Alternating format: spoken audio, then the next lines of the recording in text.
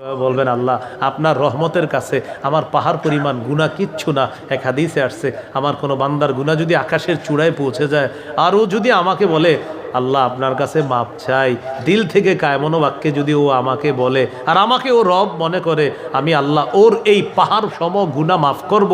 আমি কারো পরোয়া করি না, আল্লাহ কারো পরোয়া করে না, মাফ করে দিবে। আল্লাহ তৌফিক দান করেন।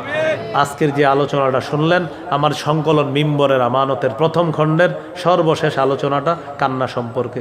যদি কারো প্রয়োজন হয় গাড়ির কাঁচ না ভেঙে, আমি গাড়িতে যাইতে যাইতে যদি পারেন সংগ্রহ করে নেন। গাড়ির কাঁচ কিন্তু ভাঙা যাবে না, ঠিক আছে?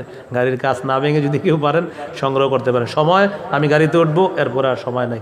1 থেকে 6 খণ্ড কেউ যদি পারেন সবগুলোই সংগ্রহ করেন। প্রথম খণ্ড সন্তানের 64টা অধিকার, দ্বিতীয় খণ্ড শিরিক বেদাত কুফুর তাওহীদ, তৃতীয় খণ্ড হালাল হারাম, চতুর্থ খণ্ড স্বামী স্ত্রীর অধিকার, পঞ্চম খণ্ড লা ইলাহা ইল্লাল্লাহর ব্যাখ্যা, ষষ্ঠ খণ্ড নামাজ সম্পর্কে আলোচনা।